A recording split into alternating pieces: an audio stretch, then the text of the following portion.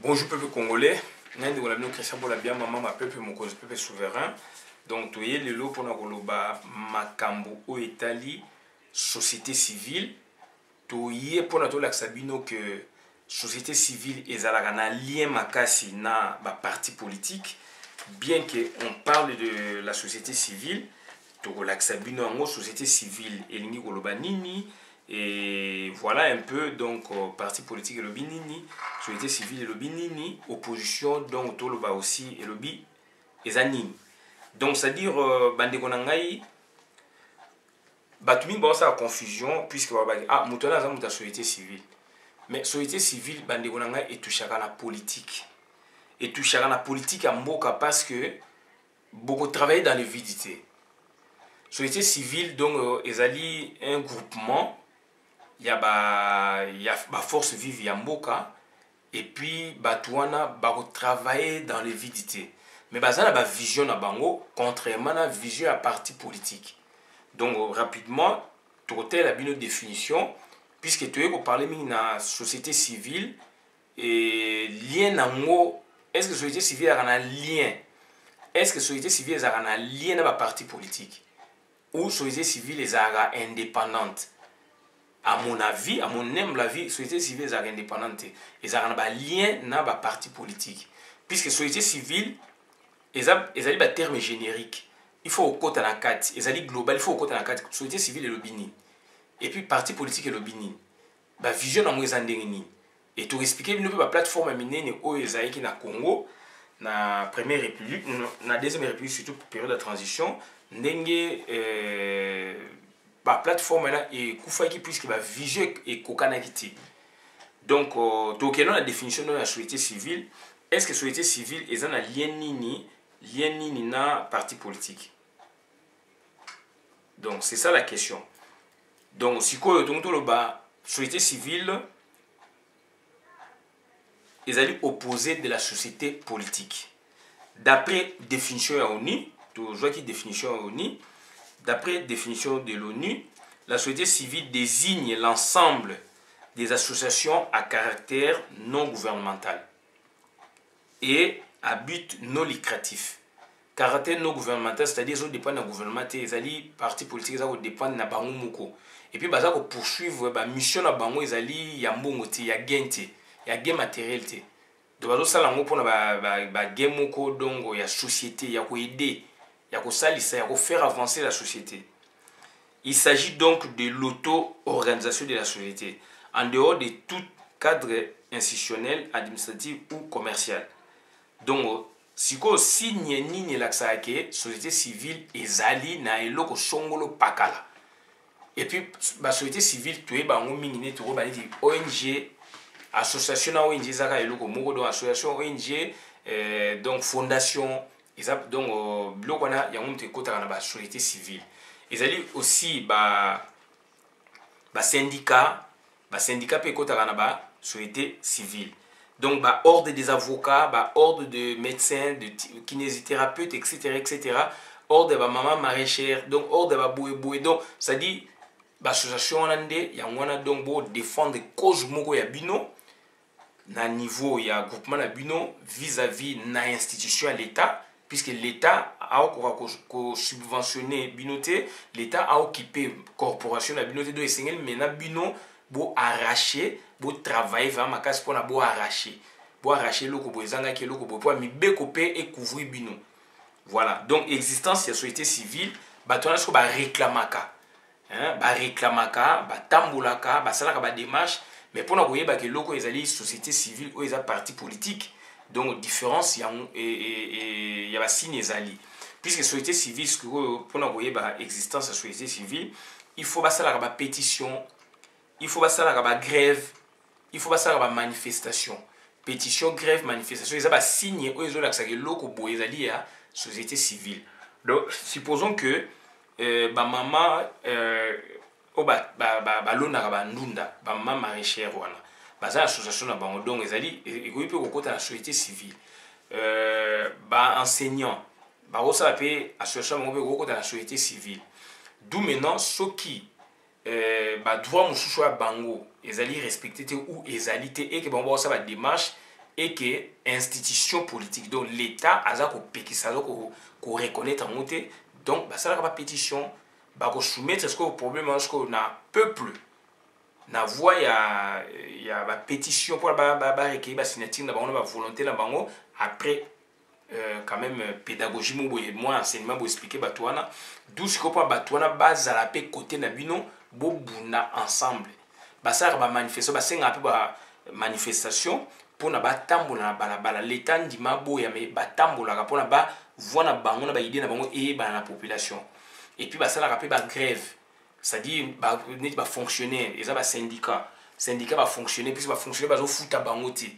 si quoi bah syndicat si quoi bah tomboki donc bah ça les grève illimitée par exemple donc ça fait partie de la société civile par contre bah ça pour poursuivre bit moko non lucratif bit moko ya mbongoté bit moko général mais ya mbongoté il y a bien matériel té d'abord ça pour la société mais par contre parti politique est une organisation politique qui cherche à influencer une politique gouvernementale en nommant ses propres candidats et en tentant d'obtenir des mandats politiques. Il y a des partis politiques qui sont pour la conquête à pouvoir. Mais par contre, la société civile est pour la conquête à pouvoir. Il y a ONG, association, tout le biwana. Donc maintenant, syndicat, donc ils allaient faire partie aussi de la société civile. En France, il désigne relativement souvent les organisations de défense, donc syndicats en France, il désigne relativement souvent les organisations de défense de l'intérêt des salariés, souvent désignées sous le sigle OS, donc organisation syndicale, et protégées par les droits du travail. Au monde, tu n'as pas moi l'écolo donc ça va bon pour la mi comme beaucoup reconnaître bango. Chose à ça la montée bas en compte. Protégé par le droit du travail, une législation particulière reconnaissant la liberté syndicale et les droits de grève. Donc on dit déjà que syndicats, ils allaient déjà donc syndicats, ils allaient déjà association et donc ils ont faire partie de la société civile puisque la société civile caractéristique donc ils allaient grève, pétition na voilà grève, pétition na manifestation. Donc ONGP, ils allaient organisation non gouvernementale, est une association à but non lucratif d'intérêt public qui ne relève ni de l'État ni d'institutions internationales. Voilà ce que ONG. Les ONG n'ont pas le statut de sujet de droit international. Mais ONG ils allaient dans le statut de sujet à droit international. Donc ils ont une caractéristique nango, but non lucratif de son action, l'indépendance financière. Donc ONG donc bambongo ya mi ba don ba boye zambongo à l'état té soki zambongo à l'état donc ezali mbongo ya bien té ba ko denosango et puis l'indépendance politique ba idée na bango ezali donc ya bango ba ko décider ba za ko arrêter ba idée et puis la notion d'intérêt public bozo tchapé intérêt public liboso donc c'est à dire opposition sur quoi ezali et l'ensemble des mouvements qui contestent les décisions des détenteurs du pouvoir. Donc, ils ont dit contrepoids à pouvoir. Bon, si vous avez pourquoi toute cette vidéo, oyo, lien, société civile, est-ce qu'ils ont un lien à parti politique? Puisque nous avons la société civile. Mais est-ce qu'en tant que tel, ils ont défendre, mais est-ce qu'ils ont un lien à parti politique? Oui, ils ont un lien à parti politique aussi. Parce que la société civile, mingi, bazali, n'a pas idée na bango, ba poursuivre donc conquête évidemment pouvoir mais va faire travailler ba idée na bango pour revendiquer ba droit pour que ils la reconnu dans l'état pour que l'état a c'est la yango mais but na bango ezali ba conquérir pouvoir par contre ba parti politique ne but na vraiment donc il y a conquérir pouvoir maintenant toujours neti na union sacrée ngana lobango ngai na lobango erreur au union sacrée ça là dans cette vidéo en 2012 à lobango union sacrée ezali ba parti politique union sacrée donc ezali na ba parti mère ne ba parti o créé qui union sacrée neti UDPS palou iferi to loba mais ba zo benga prix ezali dans une partie ya nguza carbone partie moko boyine ba o sanction comme iferi après et que s'étendre comme babenga isoral après Issoras. Donc il sort, il y a une union sacrée, bah, il y a 3 ou 4 parties, et au moment il sort, donc union sacrée, union sacrée, il sort, union sacrée de l'opposition radicale, union S sacrée aux opposition R radicale. Après, et il sort, et il soral, union sacrée de l'opposition radicale, union sacrée de l'opposition radicale, union sacrée de l'opposition radicale et alliée. Il a dit, il sort, union sacrée de l'opposition radicale, il soral, union sacrée de l'opposition radicale et alliée à Luana. Ils avaient qu'on marchait bien et allié. Mais tant que vous avez une terminologie à Issoras, place pour la place na baïke, vision et komaki, Moboulou, place union sacrée et Bebaki. Place il parti politique, vision na dilué. Dilué parce que, et comme Issoras, union sacrée de l'opposition radicale, alliée et société civile. Et soit de société civile. C'est là où deux visions diamétralement opposées, boye ko sangisa yango. Bino bozo mona boye, bango mona boye. Bino mona likolo, bango mona nase. D'où place des ordres ekomaki. Donc lien nini ezalaka tolobi société civile na parti politique. Parti politique baza pour la conquête à pouvoir, mais batalaka pe na ba société civile be élément nini oyo bazali makasi mpona bapêche bango bakotisa bango puisque baideo baza nango wana ya société civile bakoya nango na parti politique ekomi mpe projet ekoti na kati ya projet n'est-ce pas ya parti politique.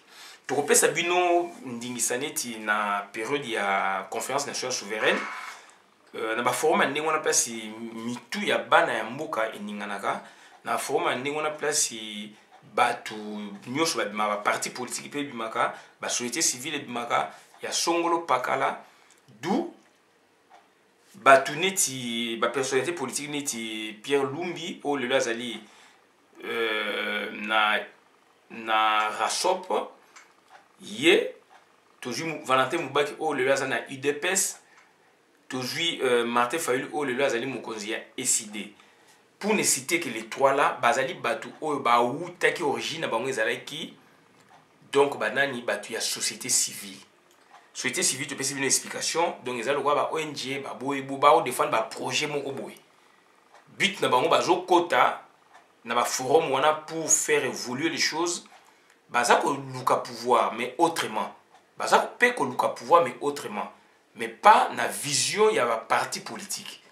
D'où maintenant Papa Tshisekedi donc bataille union sacrée n'est pas quoi dans la conférence nationale donc union sacrée précisément bataille de pes ba sengaki na batu o esengelaki ba joie ba rapprocher batu lokwa ba Mubake ba Pierre Lumbi ba Martin Fayulu ba kota na union sacrée yango moni fusion ekomaki yango ekomaki nini Issoras donc lien ezalaka makasi. Et tant lien et komaka, ce que vous avez présenté, vision parti politique et koufaka. Vision il y a association et koufaka puis c'est parti politique à comme permet nabino. Donc c'est à dire ezali maramo très important puisque na France awa tout moni pe ba donc tout moni ba société civile mingi ba soutenaka président de la République na action na bango par exemple na propagande Hollande ba soutenaka na président force ouvrière moni donc un syndicat force ouvrière donc président bango ouvertement ba soutenir bango donc ça dit la France ils allaient encore plus clair et donc la société civile donc ba surtout côté na kati ba association ba boye ba regroupement na donc ba comme rappel ba lié ya ba parti politique yango moni likambo donc tout le ba yango na donc ils allaient très important et sengil toé ba yango et puis donc tu repères ce exemple pour na je pense tout ce que ça awa na 90 on avait un grand syndicaliste il y a fonction publique na bosse comme on a ba vemba ou be comme moi ina comme moi boy toujours années na union sacrée période mo ba Mobutu à corrompre ya sommer BMW bani ce monsieur là azaki syndicaliste à mon nene à fonction publique ya Congo donc on a Kinshasa kuna il y a tellement de fonction publique dans la période où on a non non et l'union sacrée a approché qui est toujours années na permanence dans l'union sacrée ti na 96 tous aïe na à ça la action moko musclé mobutu ake na centenaire ake na hôpital centenaire où ezali ya ba protestant en face à camp Kokolo et ce monsieur le grand syndicaliste on a ayaki na mukana pétition a surprenant Mobutu fara a pesa Mobutu papier a lobela Mobutu qui dit qui dit parce que tu vas maîtriser que ni ba garde du corps il y a qui sombe qui a kumwisi viona na bossa comme ko yaka donc a surprenant Mobutu fara quand on dit des autres des période ba union sacrée ba boye Joana syndicaliste et à fonction publique allié à union sacrée a surprenant Mobutu na centenaire Mobutu a cérémonie na centenaire donc l'église protestante a surprenant Mobutu bagarde du corps bazalaka et indaka mais abimela Mobutu a lobela Mobutu a finga Mobutu fara a pesi mukana maboko Mobutu pas lui donc Mobutu a yo sutuka boye do batwa sutuka retard nde bagarde du corps il y a qui sont mende ba jouer ba beta ka frappe pour ça donc pour vous dire que lien ezalaka puisque l'action bazo sala ezali action moko pe ezali y a intérêt général ezali politique mais autrement ezali politique autrement donc il y a intérêt général mais ce ba parti politique ba se serva à peine à bateau peu comme ça on politicien neti Valentin Mubake azali d'origine société civile Pierre Lumi d'origine société civile et Sidé d'origine société civile donc voilà les kamunazale qui ya koloba yangwana donc esengeli toye bayango makasi parti politique na société civile ezalaka na ba lien donc toujours le bango puisque tant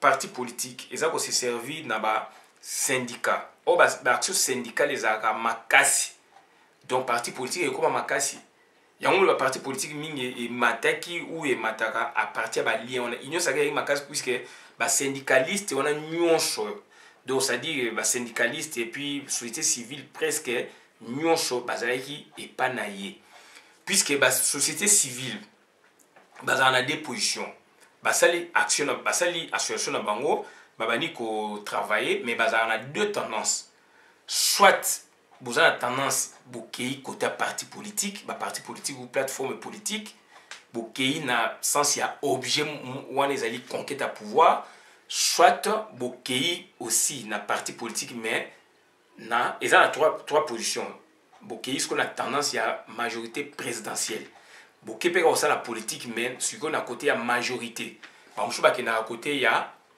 opposition et moko parti mo etikalaka ba défendaka ba intérêt na bango parti mo etikala ba défendaka ba intérêt na bango bandeko mingi bokomona bango lelo ya web soke azali songolo pakala aza politicien te mais azali ma na kati ya terrain azali activiste azali boye mais ce sont des bateaux il y a société civile asala ONG na ye asala boye mais ba itiza bango na ba parti politique na Congo comme na monde mais na France il y a bazora des positions parti politique syndicat hors de association position dans la période de l'élection présidentielle soit l'Assemblée nationale soit pour défendre Moutouboé soit pour défendre Moutouboé donc et là on a est très important il faut tout faire beaucoup d'attention tant que l'association mingi tout ça comme mona personnalité politique mingi